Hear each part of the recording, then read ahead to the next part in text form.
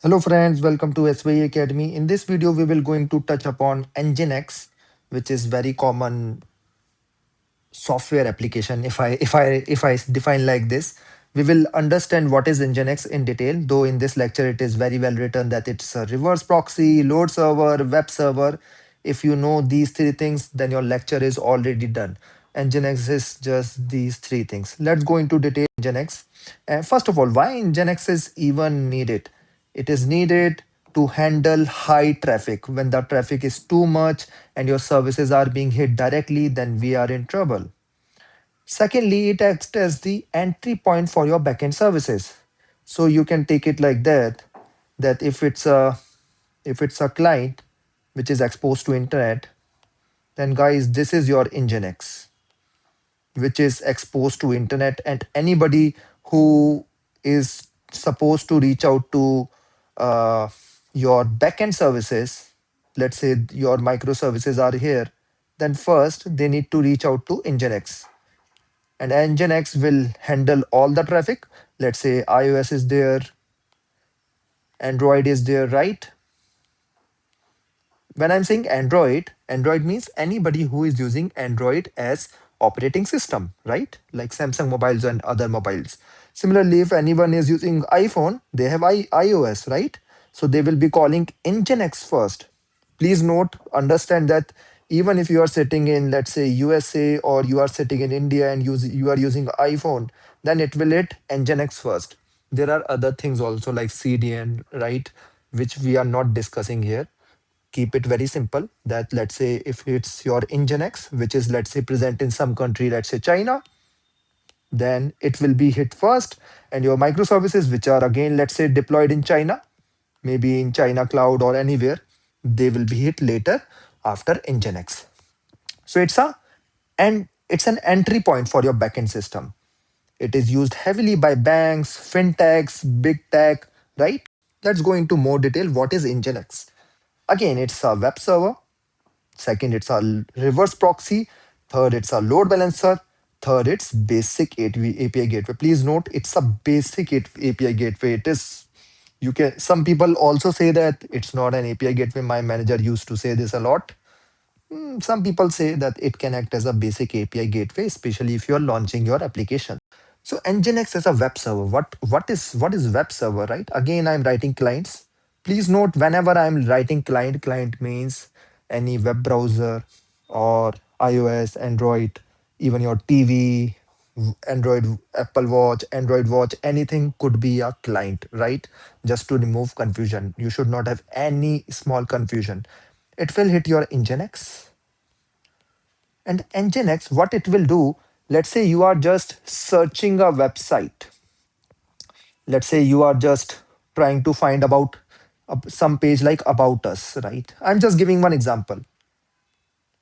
You have seen about us a lot, right? In your in many websites. So what Nginx can do, it can fetch about us from its internal files. You can create HTML file, CSS file, JavaScript file, store it in your Nginx, and your Nginx will redirect about us from here, right? So what I'm trying to say, friends, is let's say your backend services are deployed here, then there is no need to even reach out to backend services, no need to increase any load. You can always fetch about us page from a link, I would say, from a simple file which is created, and Nginx is redirecting there. Please note, friends, this should be a static page, which we have written it very clearly. It should be a static file. If it's a dynamic content, Nginx is not recommended to use it because it is keep on changing. Any logic, right, should be in the backend services.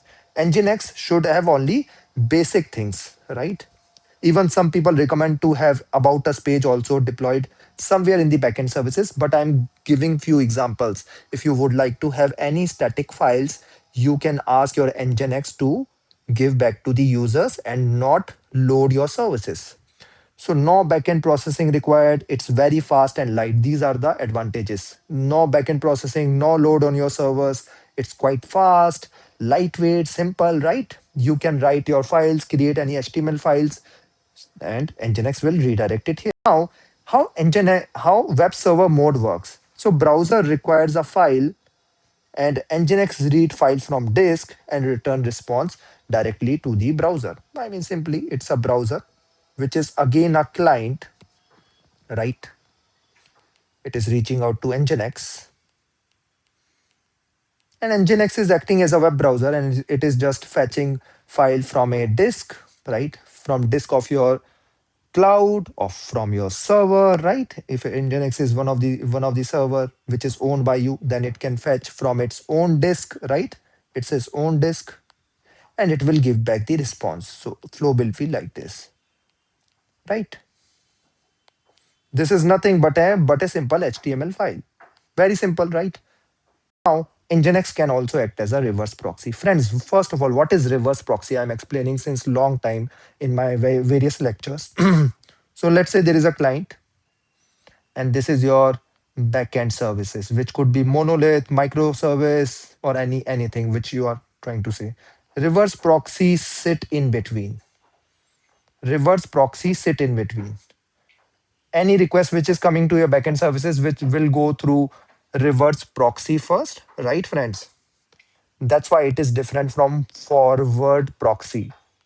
Forward proxy. Can somebody write in the comment section what is the difference between reverse proxy and forward proxy? So this is your reverse proxy, which act as a intermediary between your backend services and client. So Nginx is nothing but a reverse proxy also, which always sits between your microservices or your backend services, right? So accept client request. Nginx accept client request. It forwards request to the specific backend service. Friends, let's say a request is coming for authentication, then it will redirect it to auth service. The rules will be written by your DevOps team or your engineering team, right? That okay, if auth request is coming with auth URL, then redirect it there. If request is coming from mandate, then redirect it to mandate service. Very simple. This is mandate service, simply. Okay. It returns back the backend response to client, and it hides internal service details from the all the requests which are coming to your system. You can you can define something here. Similarly, you can define rate limiting here. You can do throttling also. You can define rate limit. Let's say in 1 minute, only 2 requests should come from a particular client. You can define it very well in your Nginx. So Nginx, uh, make it a load balancer. Let's say one request should go to this, second request should go to another auth service, right? You can scale your services using it. Very simple. Why reverse proxy is needed? It's a single entry point, friends. It's better security.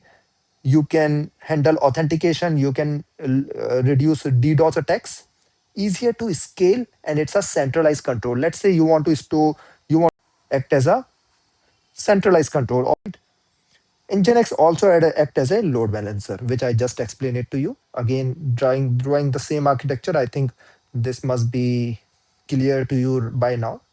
This is your Nginx, and let's say you have 4 auth servers, right? Auth server AS, AS2, AS3, AS4. So your Nginx, what it will do, it can simply redirect requests based on the round robin fashion. That first request should go to AS1, second should go to AS2, right? Also, you can write some intelligent logic also in your Nginx, but usually that is not followed. Of course, you can write that, okay, depending on the region, redirect it here, depending on the load, redirect it somewhere. Those rules you need to define in your Nginx.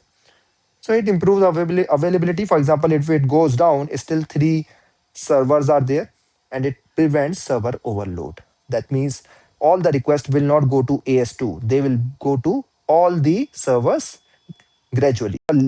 If request is coming and connections are like this, then your Nginx will redirect request to AS4 because it is having only 5 servers. For example, for IPs from 0 to 200, you are sending it here. 200 to 400, you are sending it here. You can define rules. Load balancing methods, as I said, round robin, which is default, simple, least connections. So IP hash, depending on the IPs, you can redirect Nginx as API gateway, right? Nginx also acts as an API gateway. API gateway is nothing but a system which is present before your services. So any request which is coming to your server from your client will go to API gateway first. Friends, though I don't want to confuse you, but usually the architecture which is followed is client usually calls your API gateway, which can be anything like API, Amazon, API gateway, or Kong, if you know about it. I will explain it later, right? And then Nginx is there. This is usually followed in most of the big companies, and then Nginx redirected to your microservice architecture. This is the usual architecture in most of the companies. But what I'm trying to tell you here is even Nginx can also act as an API gateway. There is no need for this because Nginx is a basic API gateway. It can handle most of the request. So Nginx, it can route API gateways, it can do rate limiting, it can do header validation. That means header should have correct parameters. For example, if you are saying that auth key should be let's say ABCD, then only request should come to our system. Otherwise, it will be rejected. This can be checked in your Nginx. Similarly, SSL termination you can do. You can follow uh, TLS algorithm here, right? So those things you can check in your Nginx also. It can act as a basic API gateway. Please note, Nginx is not a full blown or full form or advanced API gateway. This you need to note. And I'm not going into details to confuse you. Usually the architecture involves all four components, but Nginx is also used as an API gateway. Nginx is open source, easy to install. Even in your system, you can install it here. Both are used together. Nginx versus API gateway. Nginx is lightweight and fast. API gateway is feature rich. Nginx lacks analytics and portals. For example, if your business is asking how many requests are coming from Android system, how many requests are coming from USA, from Android, from this machine, right? Those complex things are tough to manage in Nginx. With the new API gateways, you can do that, right? But the disadvantage of those API gateways is those are little costly and not open source. Please note, often API gateway and Nginx are used together. As let's go to security with Nginx. It hides your backend services as we just saw. It blocks bad traffic. Any request which needs to be blocked will not even come to your backend services. Nginx will block it. You can apply a rate limit also. For example, you are saying that from particular client, from a particular region, only 10 requests should come in 1 minute. This you can define.